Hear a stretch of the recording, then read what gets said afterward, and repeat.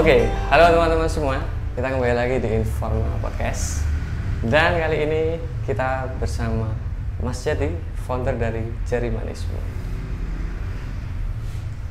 Oke, yang pertama-tama ini saya masih sama Akmal, belum ganti partner. Masih sama. Jangan sampai ganti dong. Waduh, sama aku terus lah.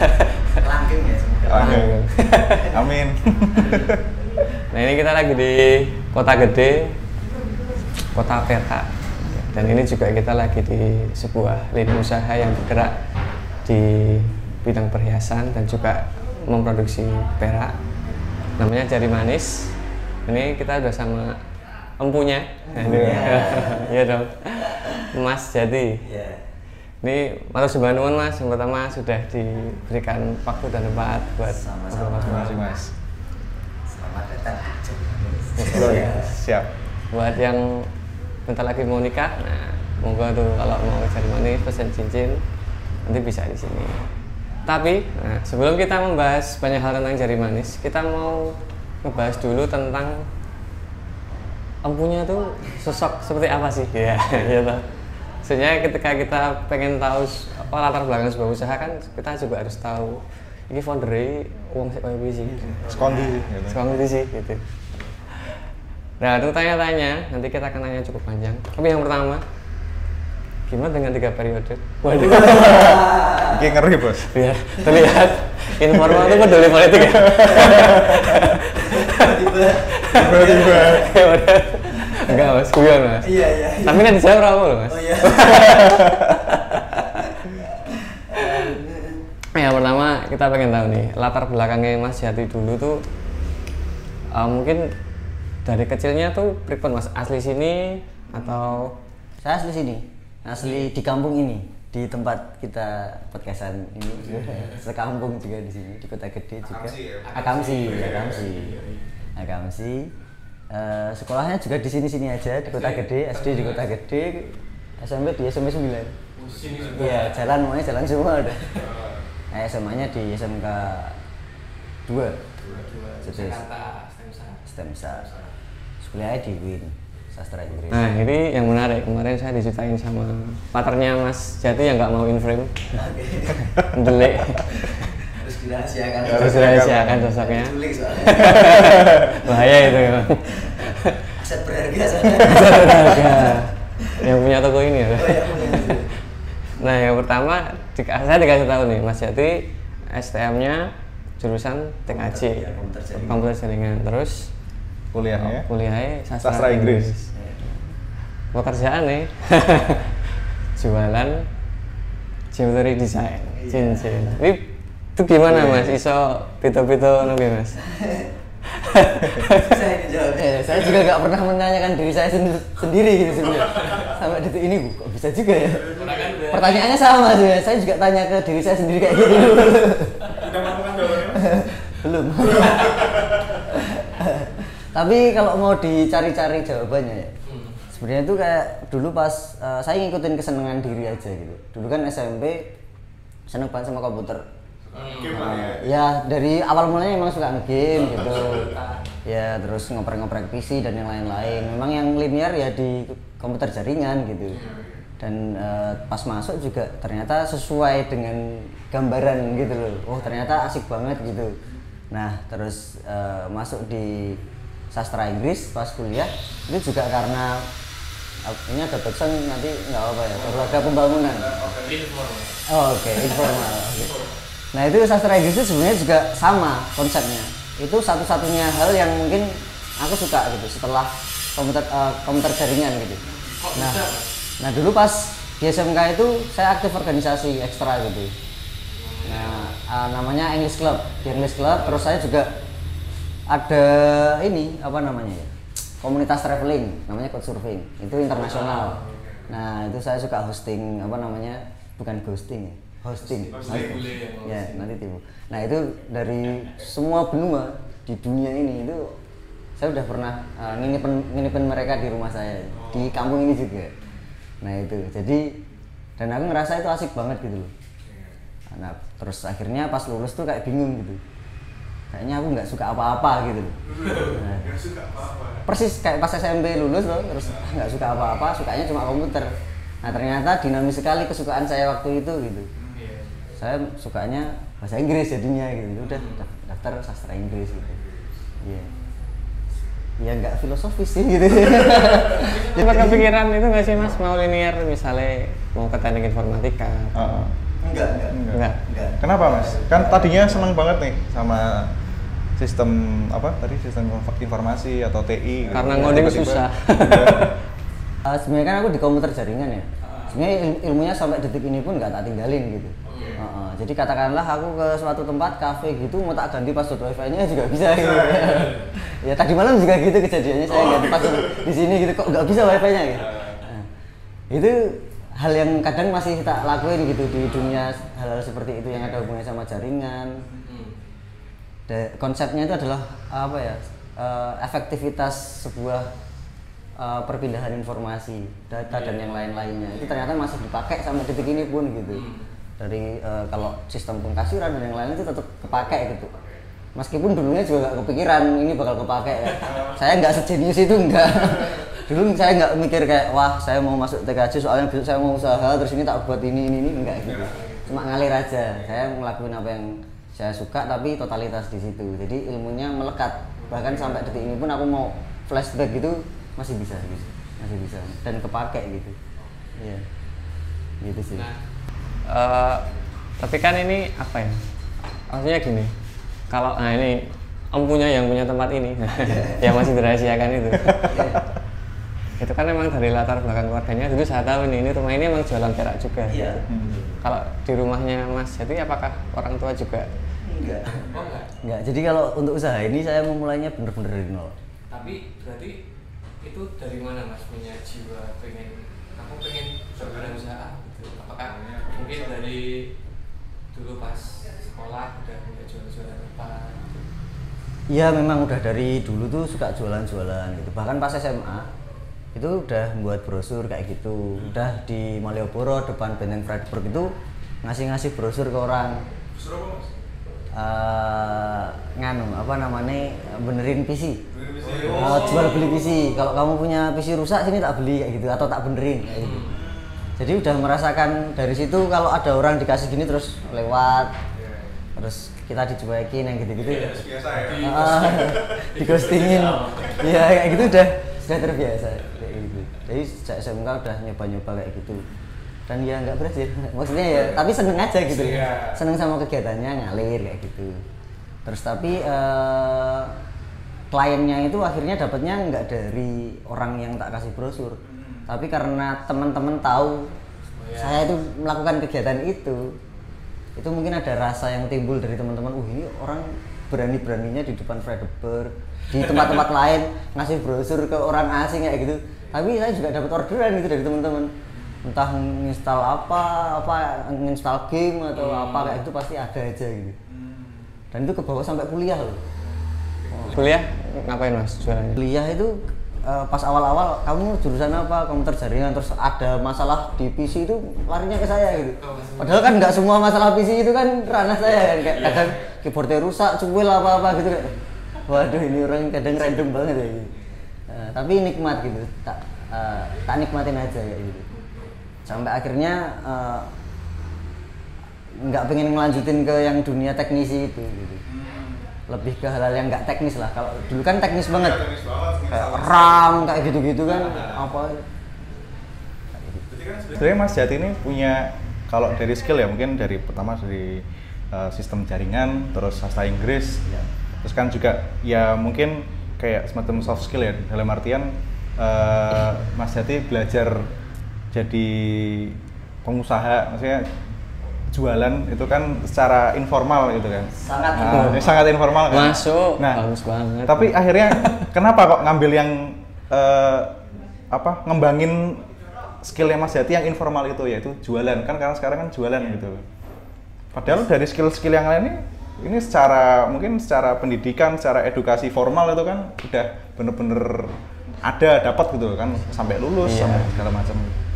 Apapun itu disiplinnya yang secara formal, dia ketika expert menjadi spesialis di bidang tertentu, dia juga bakal bertemu yang namanya interdisciplinary, dunia interdisipliner lah ya. Kalau kamu mau jualan ya kamu ternyata juga harus paham hukum, kamu juga harus paham tentang supply, ngomongin ekonomi, ngomongin data, ya kan, ngomongin riset, terus ngomongin brand, ngomongin desain, ngomongin video loh, kok mana-mana ini gitu.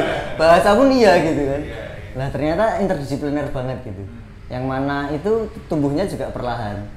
Dalam artian dulu kalau saya jualan juga awalnya juga dari suka-suka aja gitu. Nggak ada yang wah ini ternyata interdisipliner asik, bukan gitu. Tapi memang awal mulanya saya suka main Instagram, terus suka posting-posting foto, suka membuat feed.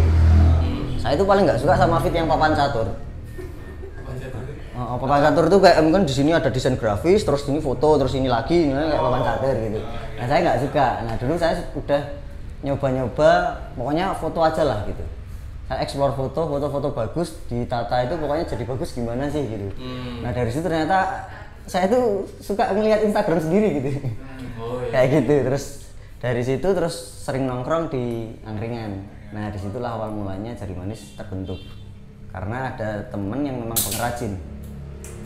pengrajin yang dia barusan keluar dari katakanlah perusahaan jewelry juga mungkin ya. Terus punya karya yang dia nggak tahu gimana cara jualannya gitu. Ya udahlah saya posting di Instagram. Udah awalnya kayak gitu aja. Dan saya nggak malu misalnya mau followernya 1 atau followernya 2, yang penting posting aja dulu gitu kan. Kan itu juga awal mulanya dari teman ke teman. Kayak konsepnya tadi saya jual bagi-bagi brosur di depan Fredericksburg, di Malioboro, di mana-mana, tapi yang order ternyata teman sendiri. Awal mulanya gitu kan, dari teman ke teman, konvensional juga. Terus lama-lama belajar iklan dan yang lain-lain. Jadi startnya di situ. Sangat itu ya. Sangat informal. Sangat informal. Betul banget. Iya. Setelah itu, nah ketemu yang interdisipliner tadi. Oh ternyata bagaimana cara menjadi CS. Oh ternyata CS itu ada standarnya tuh. Oh kalau ada customer ngontak, itu ternyata kita harus tahu nama mereka atau biar disebut atau biar mereka juga merasa dianggap dan yang lain-lain. Ternyata dari segi customer service saja ada SOP-nya yang bisa kita buat sendiri. Gitu. Terus ngomongin cara ngiklan, buat konten dan yang lain-lain. Kalau biasanya kan orang kayak Mas Heri tadi kan terus kepikiran macam-macam itu kan biasanya karena mungkin orang pernah ngelihat brand lain atau ngelihat sosok figur yang kayak menarik deh gitu. Dari Mas Heri siapa tuh Mas? Mungkin entah brand entah sosok sih, wah ini bisa itu contoh yang menginfluence Mas Jati mungkin untuk jualan ya. Sebenarnya kalau mainan Instagram itu saya tidak menemukan sosok yang tak tiru dulu. Dulu saya literally karena saya seneng aja. Saya seneng, saya jualan. Nah nanti ketika pas jualan itu saya ketemu masalah. Nah itu baru ada sosok-sosok, termasuk Erik Sukamti. Erik Sukamti itu termasuk di dalam konsep ide kayak gitu, saya seneng banget. Bahkan ketika dia ada seminar berbayar yang bukan band-bandan tapi dia ngobrol, nah itu saya beli tiket, saya datang gitu, ikut sharing di situ kayak gitu. Mungkin bisa diceritain Mas, kalau dari Erik Sukamti itu mungkin hal apa atau project apa yang atau sesuatu atau karakter apa yang Mas Jati seneng nih dari Mas Erik nih? Itu dalam membentuk prinsip dasar kita sebagai manusia. Maksudnya manusia itu dalam artian kalau kita mau berekspresi itu, saya sukanya dari Erik itu dia nggak mandang viralnya, view countnya kayak gitu. Itu dari dulu udah bahas sebenarnya. Itu kayak mungkin dia dulu DO juga ya. Tapi tetap dia seneng sama musik gitu, dan dia yakin di situ sampai dia bisa bangun universitas yang ngejamin das universitas itu sampai orang keluar dari situ bisa layak bekerja gitu. Bahkan ketika si das ini nggak diakui negara misalnya kayak gitu pas awalnya. Nah itu saya seneng banget dengan konsep itu, dan itu persis banget sama apa yang tak jalani tadi. Saya bergerak berdasarkan apa yang saya nyaman, saya suka gitu, tanpa saya mikir panjang ini tuh bakal kayak gimana. Ternyata setelah ngelakuin sesuatu timbul masalah, baru belajar, ketemu interdisipliner yang lain. Oh ternyata jualan itu butuh influencer toh. Oh kadang nggak butuh juga bisa. Oh butuh iklan. Oh kalau ngiklan itu ternyata harus membuat konten yang ada call to actionnya misalnya kayak gitu, buat landing page dan yang lain-lain kayak gitu. Nah itu perlahan prinsipnya ya, prinsip betul betul, dan itu tak terapin juga di Jari Manis ini. Saya nggak copy paste siapapun gitu. Jadi saya konsepnya ya kamu mau pesan cincin bisa custom, itu saya nggak tahu kompetitor yang mana itu nggak tahu. Kalau sekarang dirumusin bisa, karena kan mungkin saya juga udah gandrung dengan kayak misalnya ada dosen jualan, ada Dewata Prayoga, terus ada Subiakto yang ngebrand 51 tahun termasuk Indomie, Kopiko dan yang lain-lain itu. Saya udah mulai belajar kalau sekarang, udah melek. Tapi ternyata kalau dulu saya nggak kayak gitu. Dulu bener-bener coba-coba, yang penting gerak aja dulu lah gitu. Nggak banyak. Mulai aja dulu. Iya, sangat itu banget. Karena nek di pikiran tok ra bakal dadi. Benar. Saya suka banget ini kayak mungkin kalau dulu orang mau usaha tuh wah dia dimodalin. Wah dia orang tuanya itu punya usaha yang sama, dia cuma nerusin usaha orang tua. Nah, itu saya sama sekali nggak kayak gitu. Dan dari nol ya? Dari nolnya tuh bener-bener mulai dari nol dan nggak dimodali gitu. Jadi modal nol juga gitu. Kayak gitu. Itu baru awal ya ini. Iya. Nanti akan kita lanjut lagi. Iya. Kita lanjut lagi di segmen selanjutnya. Oke, halo, kembali lagi kita masih di Jari Manismu. Nah, tadi kita udah dengar banyak hal tentang perjalanannya Mas Jati dari mulai sekolah sampai kemudian membangun Jari Manis gitu kan. Nah, ini kita mungkin apa ya, mulai mengeksplor tentang Jari Manisnya sendiri gitu. Nah, Kota Gede kan kita tahu bahwa ini emang kota perak gitu ya, banyak banget lah orang jualan perhiasan di sini gitu, dan banyak juga apa ya, kayak yang udah brand-brand yang cukup lama ada di sini gitu. Nah, ini apa ya, mungkin strateginya Mas Jati dalam mengembangkan Jari Manis itu gimana sih Mas untuk menjadi pembeda atau menjadi apa ya, sesuatu yang spesial atau ya paling nggak sesuatu yang berbeda gitu dari kompetitor yang lain. Oke. Sebenarnya yang benar itu memang kita mencari pembeda itu dan yang lain-lain itu di awal. Nah, kalau saya dulu sebenarnya melakukan semua hal ini dengan cara yang trial error gitu. Sebenarnya kayak saya percepat aja trial error gitu. Semakin banyak kesalahan yang saya buat, semakin banyak masalah yang saya alami, terus saya ketemu solusi-solusi yang tak cari. Nah, baru ketemu nanti role model kayak misalnya Om Ben dari Torch dan lokal brand yang banyak juga gitu di Indonesia gitu, termasuk ada Brodo, Erigo dan yang lain-lain itu. Nah, saya belajar banyak dari situ gitu. Nah, kalau untuk Jari Manis sendiri sebenarnya setelah tak mulai gitu kan mulai, nah itu akhirnya kepo juga kan gitu. Oh, ini ada kalau yang jualan jari apa namanya perhiasan itu di mana aja ya gitu. Akhirnya ketemu banyak segmen gitu. Jadi segmen di dunia perhiasan pun masih sangat banyak gitu. Ada yang aksesoris itu mau aksesoris bahan dasarnya apa, ada yang dari titanium, ada yang dari monel, ada yang dari perak, ada yang dari emas, palladium, dan mungkin ada yang konsepnya batu-batuan. Dan batu-batuannya itu masih ada yang dia natural gemstone, ada yang sertifikat, ada yang dari Zambia, ada yang emerald, yang bla bla bla. Terus ada yang berlian itu juga ada standarnya gitu kan. Standar dunia ini ada GIA misalnya, nggak ada di Indonesia, adanya di Thailand. Kalau kita mau belajar sampai, ternyata luas banget gitu ya. Nah, dari situ akhirnya saya melihat kalau di Kota Gede kebanyakan konsepnya adalah pariwisata gitu, karena memang jualan apa namanya perhiasan ini dari wisata-wisata yang ada, karena Kota Perak juga salah satu destinasi wisata kalau misalnya tour travel kayak gitu. Nah, itu saya paham betul konsepnya. Kayak misalnya kita punya warung makan nih, yang dikonsep adalah yang penting kita punya parkiran lebar. Nah, nanti kita kerjasamanya sama driver atau tour leader atau orang yang buat trip itinerary.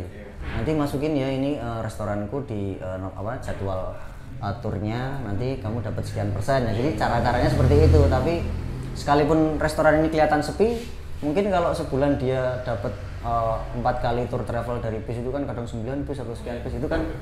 Nah, itu konsepnya sebenarnya kalau wisata-wisata di sini itu kecipratan dari hal-hal itu. Kayak gitu. Itu makanya jualannya santuy aku ngelihatnya. Katakanlah harian gini sepi nggak apa-apa, tapi nanti momen-momen besar bakal rame. Gitu. Lebaran, tahun baru, liburan gitu-gitu. Jadi momennya itu seasonal namanya ya. Ada high seasonnya gitu. Ya gitu. Jadi orangnya mikirnya tuh di high season harus nyelengi istilahnya apa ya, menyimpan uang sekian banyak untuk bertahan hidup untuk di bulan selanjutnya, berapa bulan selanjutnya kayak gitu-gitu. Nah, saya berbeda sedikit dari konsep itu. Di awal saya memang pengennya ini custom, bukan produk massal. Saya ngelihat kok kayaknya kalau orang ngasih hadiah tuh bagus banget ya gitu. Orang tuh kalau custom cincin buat dirinya sendiri itu eksklusif kayak gitu. Nah, saya bermulai dari situ sebenarnya. Nah, setelah custom eksklusif pun ternyata masih ada segmen di situ. Jadi di dalam segmen masih ada segmennya gitu. Mungkin bahasanya ada niche market gitu ya. Segmen market ada niche marketnya. Jadi kadang ada makro, ada yang niche marketnya itu lebih ke situ. Kalau kita sebutin mungkin ada yang personal. Personal itu mungkin yang emban besar-besar, rocker-rocker, orang metal-metal kayak gitu ya. Om Indro gitu kan, mungkin Cering yang gitu-gitu kan. Dia suka desain logonya terus ini gede-gede kayak gitu. Nah, itu memang ada ya. Brand yang seperti itu fokusnya ke situ. Nah, kalau saya lebih ke yang hadiah-hadiah sama yang custom wedding ring. Tapi custom gitu.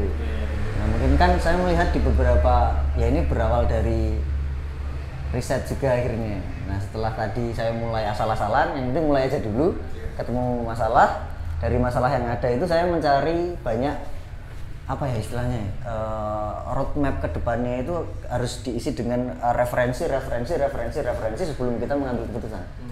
Kayak gitu. Tapi sambil jalan saya ke mall, saya ke sana tak banding-bandingin gitu, saya berani nyamar jadi customer lah ya gitu untuk biar tahu gitu kan. Bahkan saya bawa mbak saya sendiri sebagai kayak mau nikah beneran kayak gitu. Dan itu sungguh luar biasa. Saya masuk ke mall itu custom. Oh enggak, pertamanya dia, ini start dari 15 juta katanya. Terus saya iseng, wah ini kalau kayak model bisnisku kan beda model bisnis ya. Kalau custom gimana? Oh untuk custom 4 bulan dan itu mulai dari 75 juta di mall.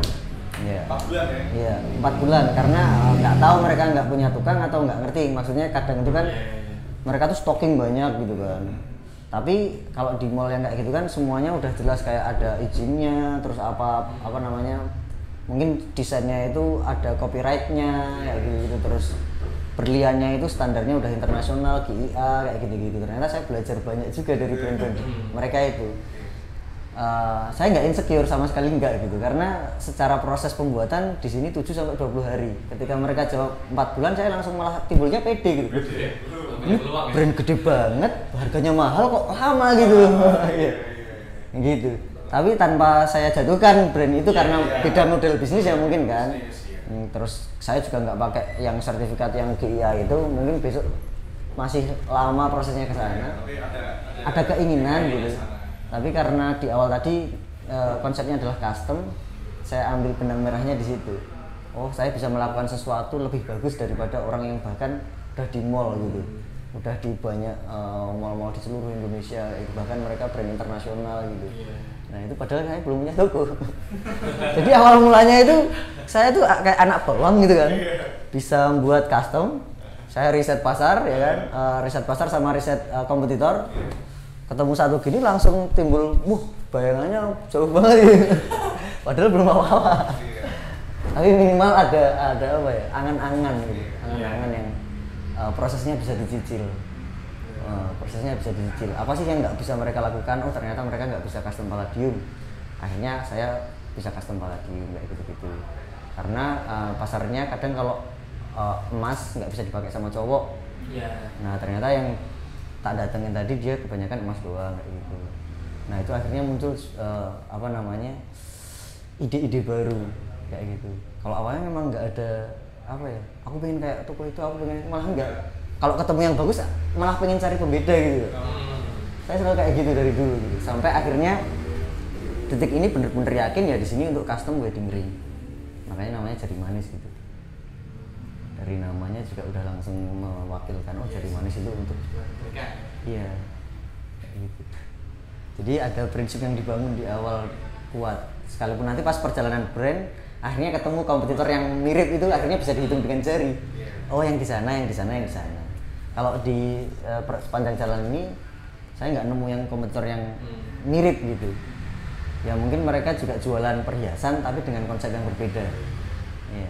Bisa jadi mereka juga laku tapi mungkin beda konsep gitu. Beda segmen pasar juga gitu. Jadi kayak gitu. Terbuka gitu wawasannya ya.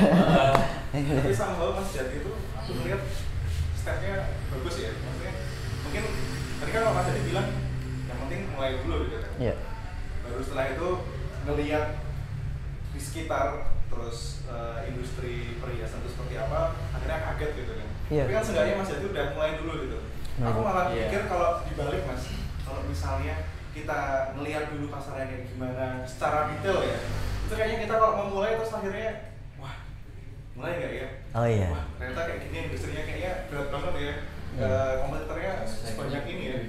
Dan akhirnya kayak susah gitu loh Mas buat mau memulai karena udah takut dulu gitu. Nah itulah kenapa saya juga belajar dari perjalanan usaha ini, ada banyak unsur psikologis yang berkembang gitu.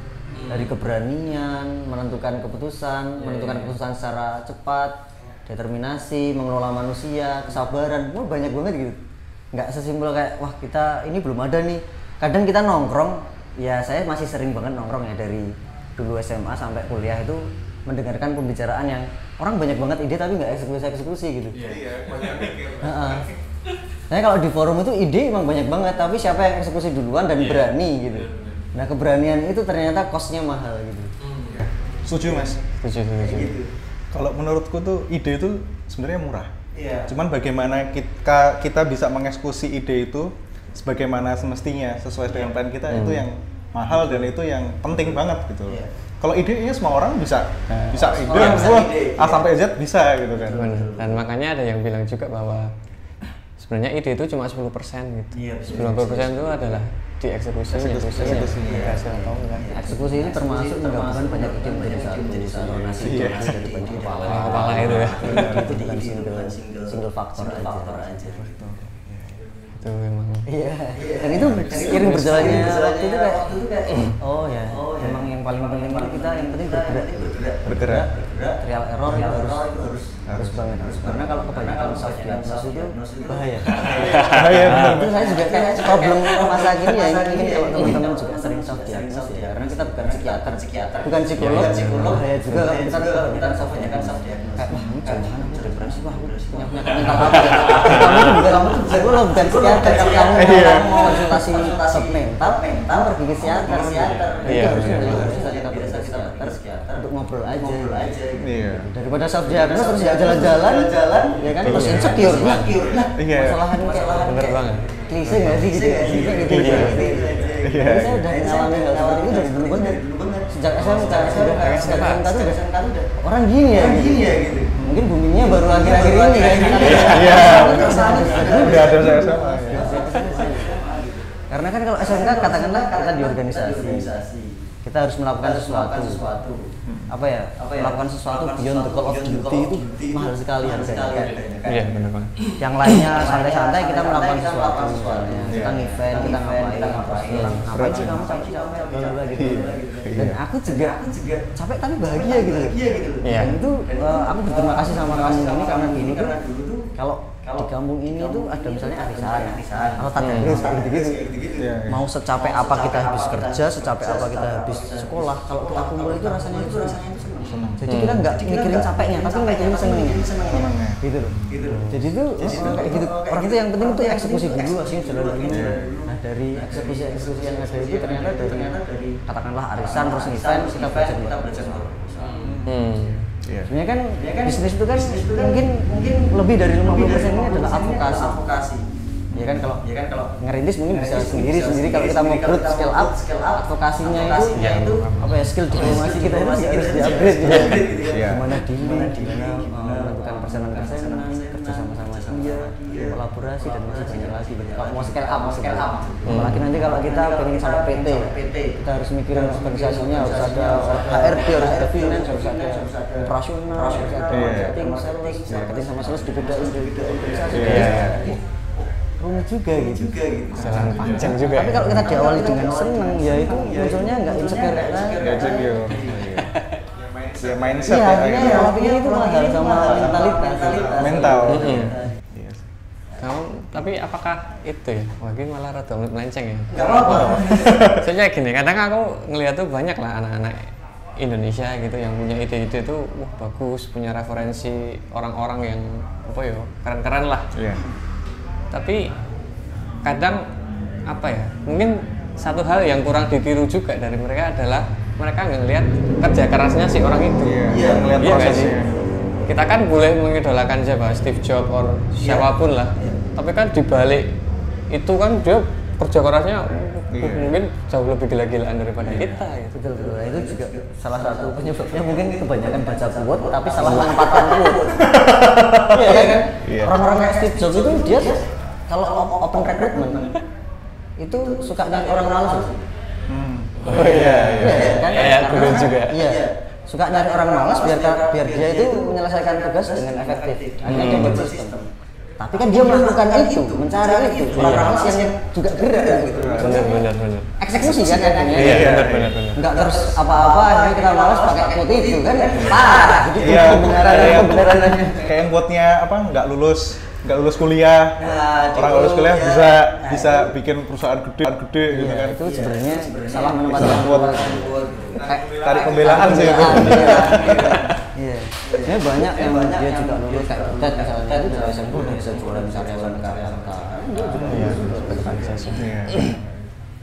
Ya kak, teman-teman, kita tuh bisa lulus kuliah dan sukses. Nggak harus di anyway. Pertama itu kalau amanah orang tua apalagi ya. Ada restu tuh, penting tuh restu. Mungkin harusnya mikirnya ini orang yang di DO aja bisa sukses, apalagi yang lulus. Nah, gitu. Betul. Jangan kemudian memilih DO. Karena malas aja kan kali. Iya. Betul. Nah Mas Yati, setelah perjalanan hingga hari ini lah katakanlah, mungkin bisa nih ngasih apa ya? Sebenarnya kita juga pengen nih punya usaha juga, tapi belum apa ya? Ya begitu deh. Formal udah usaha yang sangat keren. Ya, tapi mungkin apa ya? Dari apa yang udah Mas Yati rasain selama perjalanan dari awal hingga hari ini, mungkin ada pelajaran atau jangan apa sih yang mungkin bisa kayak dikasih nih buat teman-teman yang lagi mau mulai gitu. Ya mungkin dari awalnya kayak saya dulunya aku sendirian, terus kemudian ada teman. Nah ketika ada teman itu kan perlu ada kompromi tuh. Itu kan kayaknya mudah, katanya kan ya tidak semudah itu juga. Nah sebenarnya memang kita pahami dulu kita itu ada di mana sih sebenarnya awalnya. Apakah kita baru mau mulai atau kita memposisikan diri sebagai orang yang sudah berpengalaman sekian tahun. Dan kita bisa cek kan. Nggak bisa kita self-claiming kayaknya pas buat lamaran saya bisa bekerja di bawah tekanan, nanti pas kerja ternyata setiap hari update gitu kan. Sambar Coba kayak tidak gitu. Kan nggak gitu konsepnya, kita bisa mengukur diri sendiri pengalamanmu berapa lama di usaha. Kalau memang baru mau mulai ya mulai aja dulu gitu. Mulai aja dulu ini banyak referensinya kok untuk model-modelnya distributor, model nol, reseller, kan sebenarnya juga katakanlah sebuah PT itu kan kadang ada yang marketing, ada yang apa gitu kan. Nah kalau mulai dari reseller ternyata skill marketing ini bisa di upgrade di awal gitu. Jadi kita bisa mengasah diri itu dari dunia yang mana. Kalau dari produksi juga bisa, kita fokus produksi aja terus nyari orang yang buat jualin bisa. Jadi yang paling penting itu jangan berhenti. Entah itu usaha yang nanti akhirnya ganti ya nggak apa-apa. Yang penting kita dapat banyak pelajaran dulu. Kalau nggak mulai itu kita nggak ada mentalitas tadi kan, mentalitas kan banyak ya, keberanian, memutuskan sesuatu, ide, termasuk kalau kita membuat konsep itu berani nggak sih, gitu kan?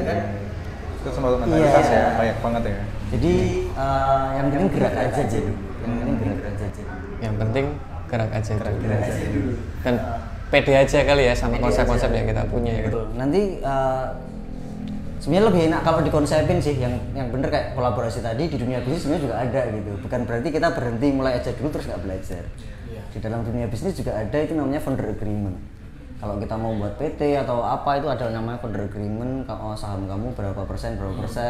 Kalau misalnya aku modalin, kamu yang gerakanmu ini mau pelaksanaanmu ini mau dibuahkan menjadi berapa persen dari saham itu juga bisa. Karena saya juga melakukan itu gitu, kayak ternyata saya sebagai pelaksana ada investor itu saya dikasih 25% kayak gitu, itu juga bisa gitu. Cuman jangan di awal itu langsung pakai investor. Jadi yang paling penting itu di awal ya proses aja dulu gitu.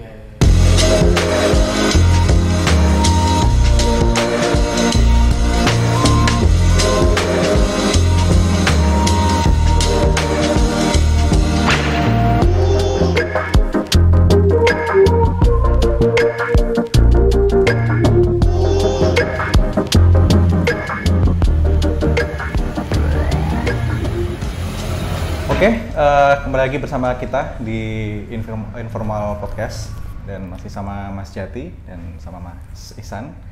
Tadi kita udah ngobrolin banyak tentang mulai dari backgroundnya Mas Jati, awal mulanya Mas Jati membangun usaha jari manis seperti apa, terus perkembangannya kayak gimana, dan mungkin sekarang kita pengen bahas sesuatu yang sifatnya masa depan atau jangka ke depannya seperti apa gitu kan.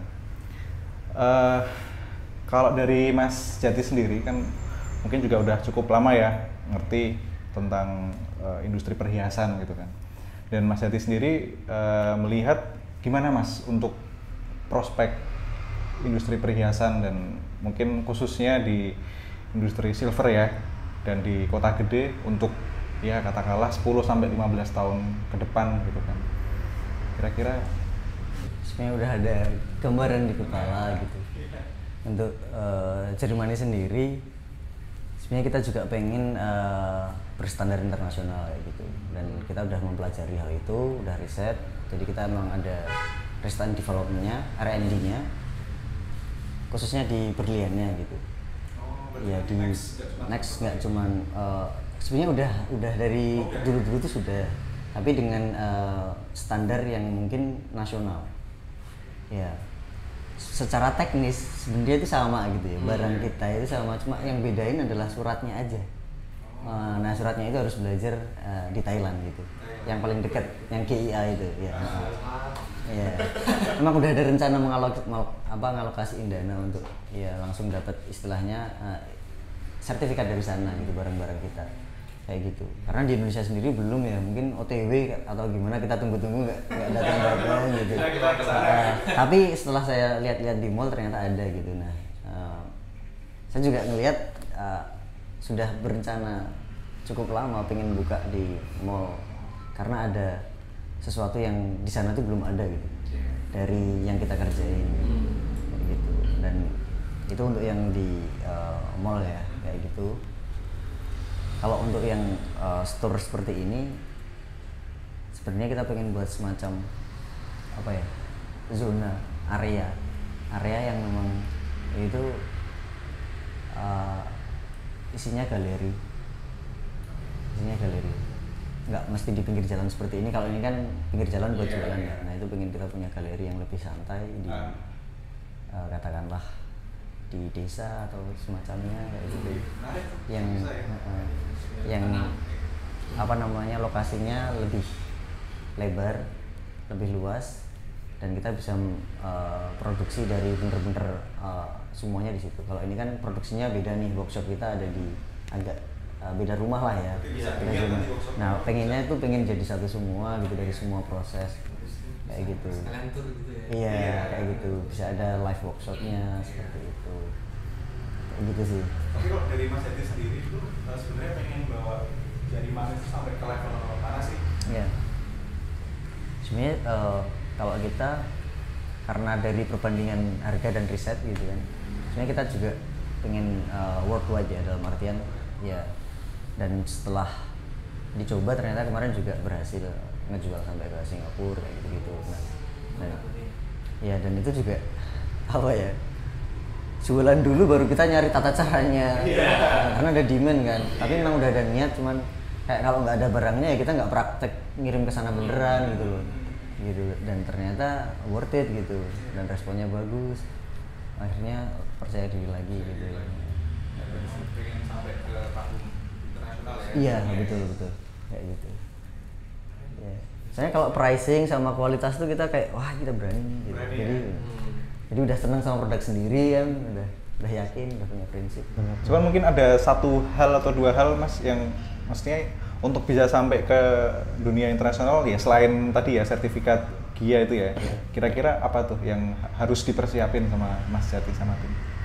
Sebenarnya yang dipersiapin itu sebenarnya banyak ya, termasuk beberapa tahun ini adalah persiapan menuju ke sana, termasuk kita konsep dari penyajian foto, konsep barang-barangnya, terus informasinya, tentunya juga multi language ya, maksudnya kita juga harus SOP yang tadinya bahasa Indonesia ternyata harus menggunakan bahasa Inggris kayak gitu-gitu. Terus juga shipping kayak gitu, terus perizinan karena kita jualannya adalah logam mulia itu termasuk hal yang sensitif untuk kirim-kirim. Nah itu juga kita harus paham betul gitu, jenis dagang apa sih gitu ya. Ya pokoknya banyak gitu kan, karena kan ada yang perusahaan dagang, ada yang manufaktur. Nah kita kan termasuk manufaktur gitu.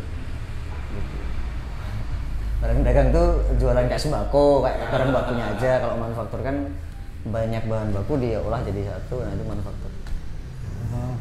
Tapi platformnya yang tetap ditonjolkan online mas? Iya, untuk Instagram. yang worldwide itu? Iya. Oh.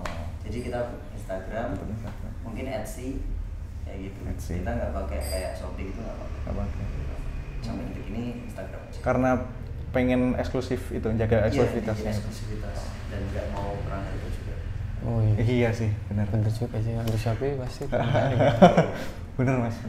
Iya. Mungkin itu kali ya, bikin landing page sendiri gitu mungkin. Iya jelas. Kita bikin kayak gitu. Ada websitenya juga sih. Oh, ada. Ada websitenya kayak gitu. Ya kita juga lihat perkara teknis-teknis penyajian seperti itu kalau di luar tuh seperti apa yang sudah berjalan ya gitu.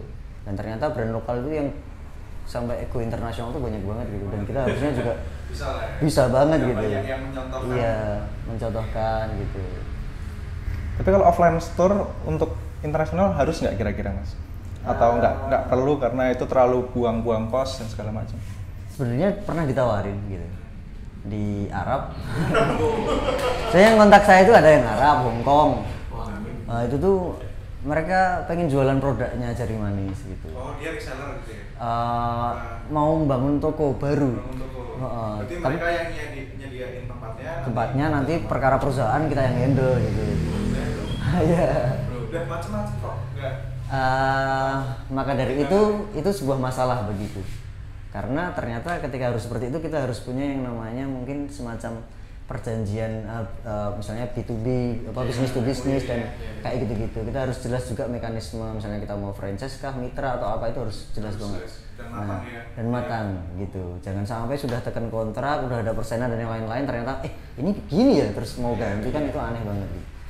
Nah itu ternyata persiapannya belum sejauh itu gitu. Kalau gambaran pengen franchise dan lain-lain udah ada di kepala sejak lama, tapi ternyata untuk realisasi ke izinnya, terus ngurusin siup, sampai ke PT kayak gitu-gitu kan ternyata itu pelajaran baru gitu.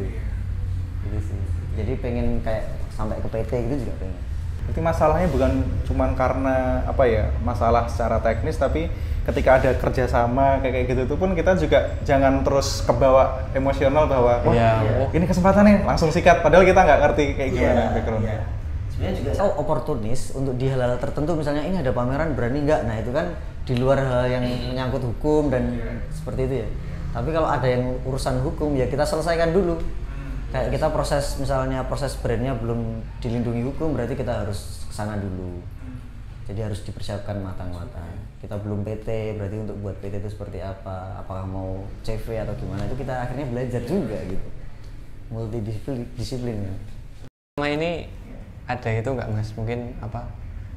Ya kan tadi kan Mas Heri juga cerita bahwa lagi mau ngurus untuk jadi PT dan lain sebagainya. Nah mungkin ada nggak sih yang mungkin dinilai Mas Heri sebagai pelaku usaha? Kayaknya ini ada hal yang mungkin dari segi peraturan atau apa kok kayaknya agak mempersulit, atau mungkin kok belum ada ya mekanisme perundang-undangan untuk ini gitu. Itu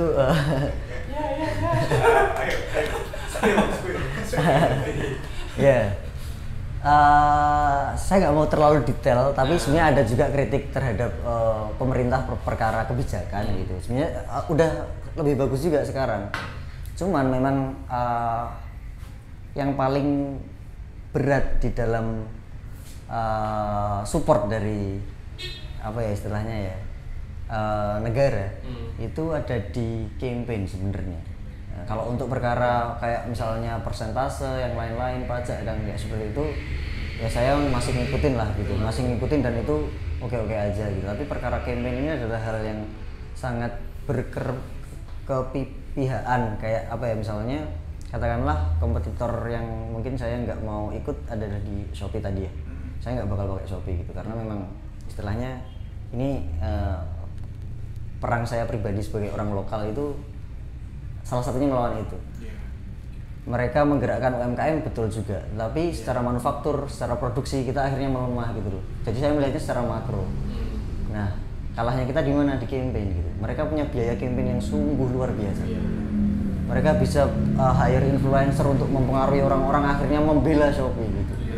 Kenapa nggak buat sendiri, terus mengalokasikan campaign yang sebesar-besar mungkin, akhirnya kita menggunakan produk sendiri. Nah itu loh, saya menyayangkan di situ aja. Karena biaya campaign itu mahal banget Pak. Kita nggak mungkin bisa hire BTS untuk joget-joget, itu nggak mungkin. Hire BTS buat joget-joget itu nggak mungkin. Buat ngucapin selamat ulang tahun Jari Manis, lah nggak mungkin.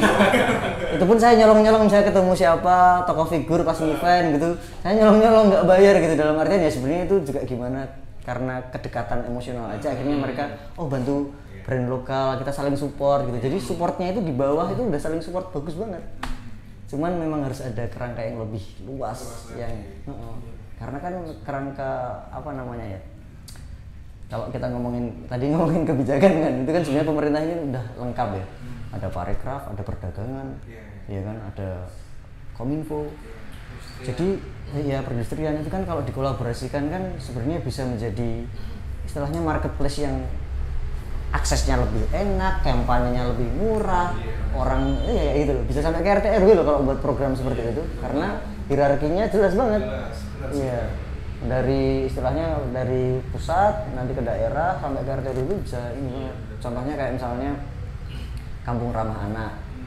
Ya itu kampung ramah anak kan maksudnya juga melindungi hak-hak anak kan yang udah diatur sampai dia hak anak ada hak ruang terbuka publik akhirnya kayak gitu. Terus ngomongin tentang green apa namanya lingkungan hijau yang kayak gitu kan, itu enak banget bisa sampai bawah. Nah kenapa nggak di dunia bisnis itu apa ya, perdagangan ini harusnya bisa support sampai situ, minimal di campaign lah. Soalnya kita punya modal 270 juta manusia di sini kan, pasar yang sangat gede. Indonesia ini sebenarnya kita harus sama-sama sadar bahwasanya yang paling mahal di sini adalah dari kekuatan orang yang banyak banget dan bonus demografi. Bonus demografinya lebih bagus daripada Korea sebenarnya. Jadi puluhan tahun yang lalu kalau kita mau merujuk orang bodoh itu ada di Korea, tapi sekarang itu mereka jadi rujukan orang-orang pintar gitu. Padahal usia produktifnya dia jauh lebih sedikit dan kebanyakan orang tua gitu loh. Beberapa tahun lagi itu bonus demografi ada di sini. Nah kalau kita nggak sama-sama sadar, ya kita cuma kayak ada Shopee, kita nggak berani perang, akhirnya dibelainnya malah yang kayak gitu-gitu gitu maksudnya. Padahal pemilik modal ada di sana, kenapa nggak diecer aja? Pemilik modal ada di Indonesia, misalnya orang-orang patungan aja, misalnya 100 juta orang itu iuran 10.000 terus pakai perusahaan fintech, jadi kan gitu. Jadi permodalan dan keuntungannya diputar juga di masyarakat. Dan kampanyenya dari pemerintah justru juga lebih murah, karena juga mereka campaign pakai uang pajak rakyat, muter gitu loh uangnya. Nah itu sih, cuman itu karena selama awal sampai sekarang perkara aturan saya fair, bagus. Cuman secara support dari kampanye apa ya istilahnya, ikut mensupport ayo UMKM itu sebenarnya udah, cuman kurang apa ya, ya kurang greget gitu loh. Kayaknya harus lebih digedein lagi biar kita juga kena, karena mahal banget sih kalau kita harus melakukan hal itu sendirian gitu. Makanya ada orang-orang lokal tuh membuat semacam komunitas lokal, pride lah apalah, itu ya keren banget udah. Saya support banget tuh. Kalau aku nggak peduli seberapa kecil mereka gitu, tapi kalau mereka berani istilahnya ya anggap aja ini perang dagang itu kayak dulu zaman VOC ya. Nah kalau zamannya Sultan Syahrir atau Mohatta itu ngomong wah mereka Belanda ini susah banget, nah yaudahlah kita nyerah aja, nggak jadi merdeka bro. Nah anggap aja kita perang dagang juga gitu, kalau kita menyerah di awal ya kan, wah mereka nggak bisa dilawan, ya iya memang dananya memang besaran mereka, tapi kita harus punya prinsip gitu. Nah hal itu, iya itu di situ coy, iya, iya. Ini nggak sensitif kan ini kan ya. Saya soalnya juga punya apa ya, visi misi yang harus kayak tadi berani mulai dari nol, bisnis modal nol itu bisa banget. Nah, Kayak gitu. waduh ya, mungkin apik banget deh masalahnya. Jadi mungkin gini lah, untuk ini udah agak lama kan kita mencoba pelan-pelan untuk menutup ini dengan biar landingnya tuh Smooth ya. Smooth ya. Jadi berat. Nah Mas Jati, ini contohnya aku aja gitu lah. Dulu kupikir hidup tuh cukup ya sekolah, kerja, punya pekerjaan, punya penghasilan, terus mungkin menikah, punya anak, dan ya udah kita mati gitu. Oke. Kayaknya itu udah hidup yang ya udah gitu kan. Life goals gitu ya. Iya kan. Tapi seiring berkembangnya kita tumbuh gitu kan, kita kan mulai berangan-angan, oh ternyata hidup tuh nggak cuma gitu-gitu aja ya. Iya. Ada banyak hal yang menarik, ada banyak hal yang Bisa dieksplor ya. iya, oh ternyata kalau ini oh no gitu kan. Nah, dari apa yang udah Mas Jati alami selama ini, mungkin kan kita selalu apa ya, kayak berpedoman dulu, kamu pengen apa? Pengen sukses gitu. Iya. Tapi kan ternyata definisi sukses tuh berubah-ubah seiring kita bertumbuh gitu. Nah Mas Jati ada perubahan nggak tuh Mas dari yang dulu mungkin dicain sukses tuh bagiku apa misalnya oh punya uang banyak atau punya rumah di mana-mana gitu.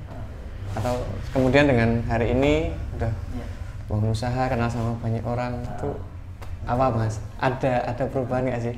Ada banget sih sebenarnya. Kalau dulu memang basicnya lebih ke kesenangan sendiri gitu. Kayak aku dulu tuh kalau aku kesuksesanku, kalau aku punya akademi futsal. Aku punya sport station kayak zona di situ semua olahraga ada. Aku punya akademi. Aku nonton orang futsal itu udah kebahagiaan gitu. Karena kalau aku pribadi tuh jadi punya apa ya? Tombol kebahagiaan itu ada di futsal gitu. Jadi kayak misalnya aku butuh refreshing, terus udah suntuk sama kerjaan, bla bla bla kayak gitu, aku nggak bisa tiba-tiba bilang, woi bahagia woi, itu nggak bisa. Tapi tombolnya itu ada di futsal. Kalau aku futsal otomatis gitu, dan aku ngerasanya kayak gitu. Nah, sampai, ya termasuknya itu, game juga, ya termasuk game juga. Nah, kayak gitu, itu salah satunya. Mungkin ada salah dua gitu. Nah kayak gitu. Nah itu makanya sampai pengen punya akademi seperti itu. Tapi itu kan berdasarkan kesenangan sendiri. Setelah tahu banyak proses, pengalaman yang ditempuh bertahun-tahun, akhirnya pengen kalau aku kesuksesan itu lebih kayak kalau aku bermanfaat gitu, udah gitu aja. Aku nggak peduli seberapa besar manfaat atau seberapa kecil lingkupnya gitu. Yang penting kalau bermanfaat ya udahlah gitu. Karena kan kalau orang bermanfaat ini kan banyak ya, nggak cuma aku doang gitu. Ya mungkin aku bisa skopnya sekecil ini, mungkin ada yang skopnya yang besar, ya udah gitu, nggak usah dibandingin gitu. Jadi kalau ada orang menebar kebaikan ya sudah gitu, kita appreciate aja gitu. Do it your own gitu kan. Kamu juga menebar kebaikan versimu. Nah gitu. Akhirnya aku pengen punya kayak yayasan atau semacamnya yang bisa tak tularin lah ilmu yang tak apa ya, yang tak pikir ini bermanfaat. Termasuk dulu aku memulai usaha ini trial errornya terlalu banyak. Nah mungkin itu bisa lebih dirumusin, dikasih wadah untuk orang-orang yang mau mencoba kayak gitu. Latar belakang yang membelakangi Mas Jati akhirnya yang tadi kesenangan sendiri terus akhirnya pengen bermanfaat tuh, kira-kira ada apa sih, kejadian apa sih yang benar-benar bisa menggugah gitu? Aku pengen bermanfaat. Eureka momennya. Iya. Ya dari teman-teman pengusaha juga. Nah, jadi kan dulu kan mulai sendiri nih maksudnya, terus ketemu teman, akhirnya ketemu juga diberikan kesempatan untuk bertemu orang-orang yang memang sudah merintis usaha bahkan sebelum saya lahir kayak gitu kan. Nah itu ternyata mereka melakukan hal yang mirip-mirip. Ada yang buat yayasan untuk menghafal Quran, ada yang apa, ada yang dia fokusnya bagi beras. Jadi dulu tuh aku juga mikirnya kayak orang-orang yang skeptis atau yang gampang berburuk sangka gitu loh. Malah dia membagi berbagi itu cuma buat ketenaran bahwa ternyata tuh ada bener loh orang itu gitu. Ada gitu. Dan saya nemu tuh mungkin udah lebih dari 10. Salah satunya tuh ada dia gerakan infak beras misalnya. Dia itu per bulan ngirim misalnya berpuluh-puluh ton ke daerah ini. Puluhan ton gitu. Itu baru satu daerah, mungkin daerah yang lainnya bisa puluhan atau mungkin ratusan, kita nggak ngerti. Dan itu baru satu gerakan, belum gerakan yang lain. Dan itu dan mereka punya hashtag Indonesia anti miskin gitu. Dalam artian Indonesia anti lapar gitu. Jadi nggak ada orang yang kelaparan, dan itu NGO maksudnya. Itu di luar pemerintahan tuh ternyata banyak gerakan yang seperti itu. Dan teman-teman pengusaha ternyata juga andil di situ, dan melihat orang lain bahagia itu ternyata kebahagiaan tersendiri gitu. Nah, itu hal yang sangat baru bagiku gitu. Kalau dulu kan self-centered gitu ya. Kayak seolah-olah hidup ini tentangku aja gitu kan. Kayak orang lain gak hidup, ini hidupku. Ternyata nggak gitu.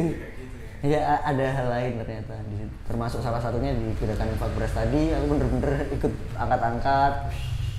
Jadi donaturnya banyak. Nah, itu konsepnya juga di HR gitu. Kalau kamu mau bantu bisa nyumbang 25.000. Tapi itu mungkin dari banyaknya orang Indonesia akhirnya berkumpul sekian ratus ton, terus nanti dibagi-bagi ke orang yang yatim piatu atau misalnya orang tuanya kecelakaan, terus akhirnya dia hidup harus bergantung pada, karena masih kecil kan. Banyak juga yang seperti itu, masalah-masalah sosial gitu. Dan itu hal yang cukup baru bagiku gitu, dan baru terbuka aja. Nah, ternyata emang menolong orang lain tuh ternyata membahagiakan diri kita sendiri sebenarnya.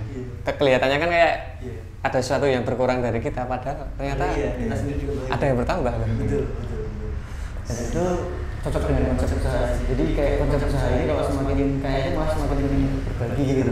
Betul. Jadi tujuannya itu ke sana gitu, nggak buat diri sendiri. Dan itu baru sekarang, kalau dulu begini ya kayak kaya pengen buat itu sponsor. Tapi ternyata teman-teman yang ada di atas itu udah kayak gitu. Tapi mereka kayak sombong gitu. Tapi kan informasi dari ini harus disebarkan. Jadi Mas Jati emang udah selesai dengan dirinya sendiri ya. Iya. Semoga. Oke, ini terakhir nih. Tahun 2045 Indonesia ulang tahun ke 100 tahun. Jari manis ada di mana saat itu, Mas? Siap. Thank you banget. Amin. Sekali lagi matur sembah nuwun. Terima kasih banget nih sudah sampai siang. Di sini ngobrol panjang-panjang, semoga banyak manfaat. Enggak, semoga ini pasti banyak manfaat ya buat kita ya. Buat kita dan buat teman-teman semua juga yang bisa diambil. Terima kasih udah ngikutin kita. Bye bye. Bye bye.